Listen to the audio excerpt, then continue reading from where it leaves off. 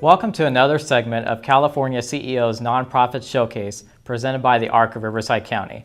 I'm Robbie Silver, Director of Communications of the ARC, and this is one in a series of videos to introduce you to special friends and advocates who work with our agency to improve the lives of people with intellectual and developmental disabilities in California and beyond.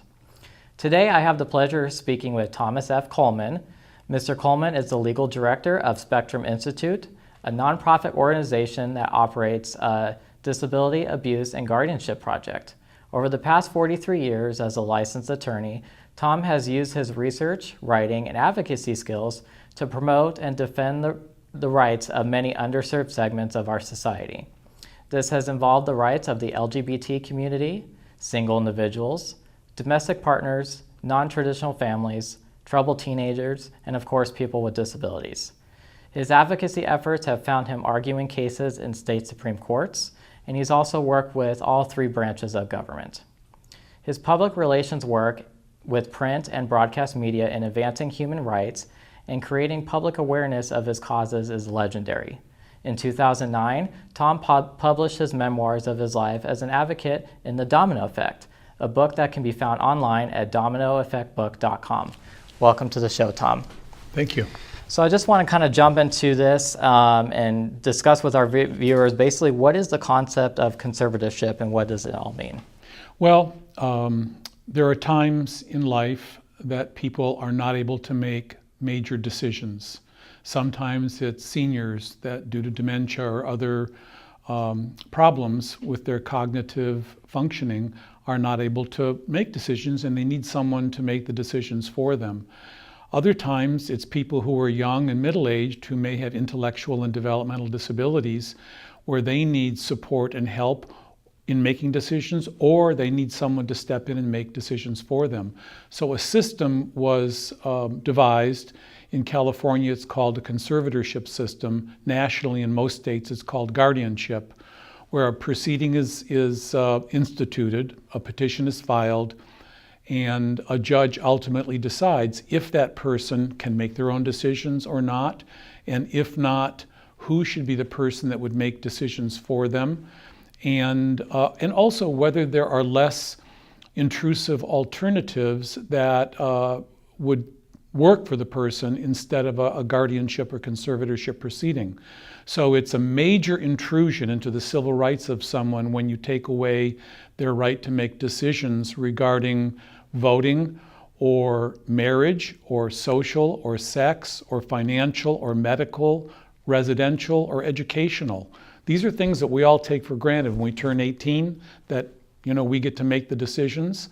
And so when you're taking those away, we really want the proceedings to be fair and for the judge to get it right. Tell us about your journey in particular to this issue of conservatorship throughout the state, particularly for those with intellectual and developmental disabilities. Well, I was working with my colleague, Dr. Nora Baladarian, on the Disability and Abuse Project for quite some time. And in the course of helping her and working with her on these issues regarding abuse, some cases came her way that she brought to my attention. And since I was a lawyer and these involved legal issues, she would say, "Tom, can you look into this?" So the first one involved someone who was, the allegations were made that he was being abused by his parents who were his conservators. So this was physical and emotional abuse. So this is a very heavy allegation to make. So I looked into that. Second case involved a young man with autism who was being forced to visit with a father whom he said he feared, and there was evidence that showed he had good reason to fear, but the judge was forcing him on an ongoing basis to be with the father. And the third case involved something similar to that and involved the person being stripped of their voting rights. So when I saw these three cases, I wondered, were these exceptions to the rule, or was there something with the system? So I started doing research and looking at more and more cases, and I found that this was a system-wide problem, that people with intellectual and developmental disabilities were being run through legal proceedings kind of like an assembly line, one after another, being stripped of their rights, and then the judge would just say, next, next. And their court-appointed attorneys were just pretty much, rushing them through the system. They weren't getting access to justice, and they weren't getting a proper defense. That's very unfortunate. And with that being said, I know over the last 2 years you have worked on several items to that effect. If you can go ahead and share some of those works with us. Yes. Well, we had a conference to try and bring this to the attention of the relevant community, to people with disabilities, to their parents and supporters, to disability rights organizations, to disability services organizations. And we were very fortunate that Jim Stream, the executive director of the ARC of Riverside, got involved. Just like he got involved with the Disability and Abuse Project, he agreed to be a part and a supporter of the Disability and Guardianship Project. So we held a conference and brought some people together. I wrote a report called Justice Denied. So this was the first report that I wrote about preliminary findings. And after that conference, after a conference on voting rights, after complaints that we filed with various government agencies, and 2 years later, the most recent report that I wrote is called The Justice Gap. This was filed with the Supreme Court of Washington State because we've taken this nationally now, finding that what's happening in California is happening around the nation. Seems to be spreading. So it's been happening for years and years, but it's just been one of those problems that's been conveniently ignored. I guess like Al Gore talked about climate change and global warming, it's an inconvenient truth that people, even people in the disability rights community, have not been willing to acknowledge, but finally we're bringing this to their attention. So from the first report to this report, if I were to stack everything on top of each other, the stack would be about this high. So, but the time of writing is over. Now it's a time for action. And we were very fortunate that, again, Jim Stream and the ARC of Riverside, he came with us it's been, I think almost a year ago now. We went to not quite a year, we went to San Francisco to the Judicial Council of California, which is the rule-making body of the judicial branch of government in California.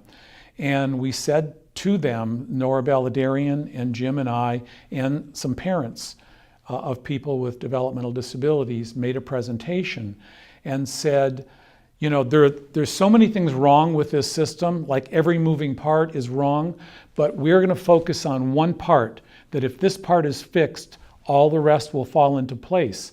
And that is the attorneys who are supposed to defend and advocate for the individuals in these proceedings. And we said there are no performance standards for them. The training programs either are non-existent or they're completely deficient, and there's no monitoring of their performance. So they can just ram these cases through and it's like nobody really cares. They get paid for doing a lousy job. Some do a good job, presumably, but from what I've seen, and I've audited many cases, the par for the course is not doing a good job.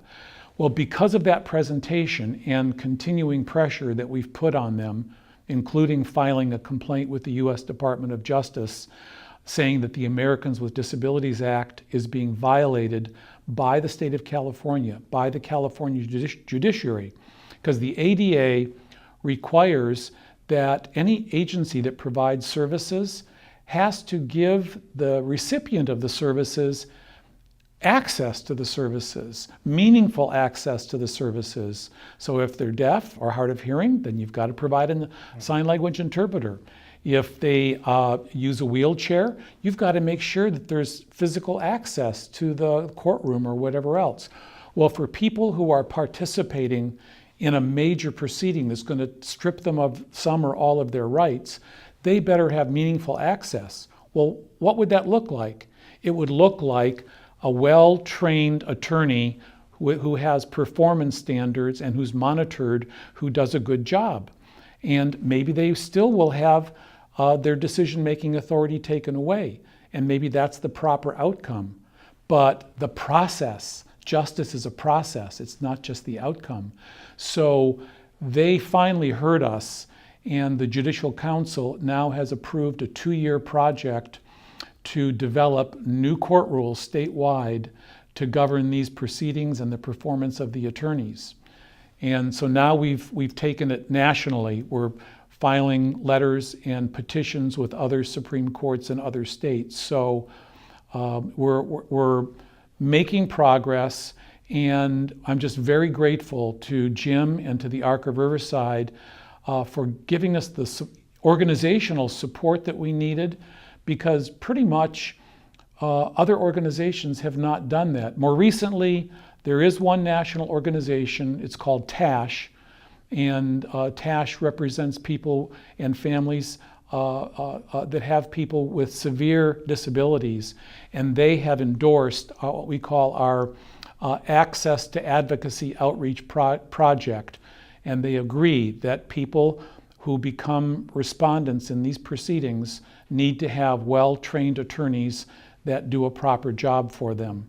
So that's what we're fighting for, is to make sure that people with intellectual and developmental disabilities have access to justice in these very serious legal proceedings that are instituted for their benefit, but maybe it does benefit, maybe it doesn't. We want to make sure the process is fair. And why should people with intellectual and developmental disabilities be concerned about the issues of conservatorship? Well, the people with disabilities, developmental disabilities, and their families and supporters need to be concerned, because there's a significant segment of that population that will need some type of conservatorship or guardianship proceeding. When people are under the age of 18, I don't care if you have a disability or not, your parent or parents make the decisions for you. Okay, fine. That's the way it is. That's the way it should be. And as teenagers, the parents let go of a little bit of control and allow the person to make some decisions. Sure. But ultimately, they have the last word. Well, when someone with a serious intellectual or developmental disability turns 18, what are you going to do? Just let them go out into the street and start making decisions like, I'm going to marry that person, or, I'm going to give you all my money, or whatever?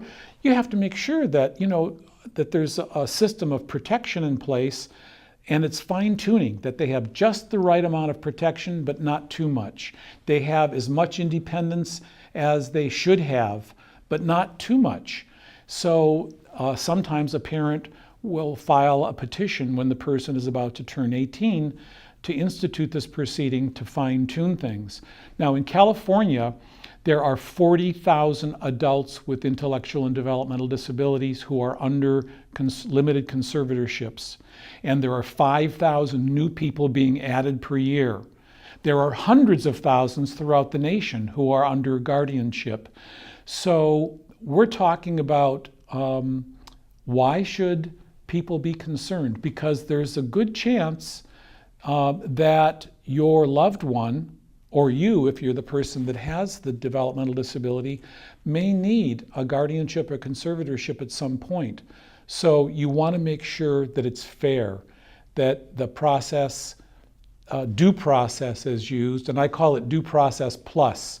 The plus is the Americans with Disabilities Act part, that they truly have meaningful participation in their case, and that the outcome is the best possible result for them.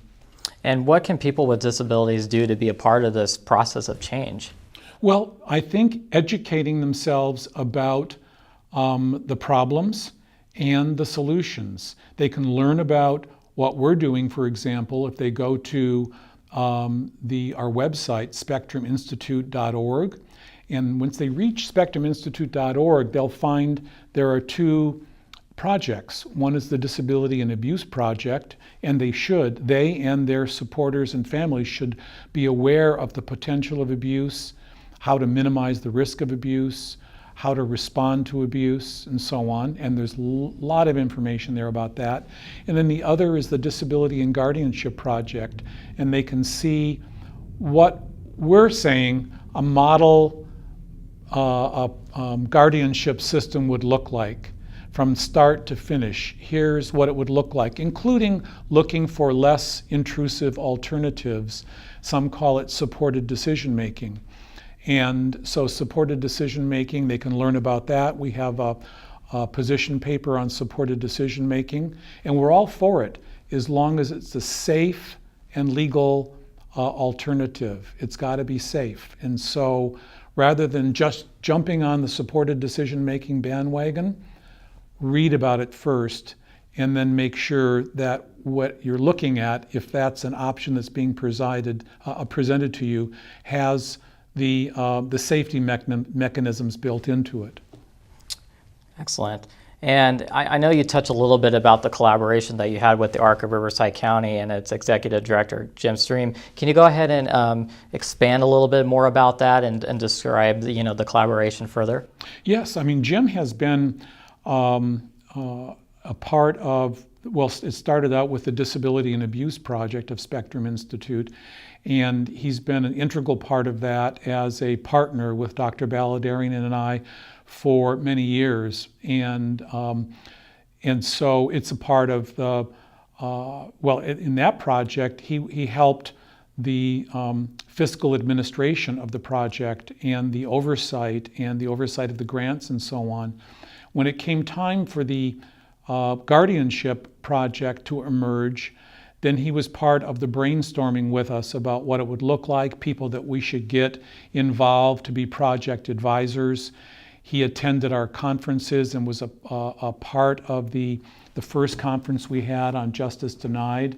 And then the Voting Rights Conference, and was a part of that. And then he and his organization, he helped also talk to the ARC of California, and Tony Anderson and the people up there, and Greg DeGeer, their public policy director, to make sure that they knew more about it and that they would be supportive of what we were doing.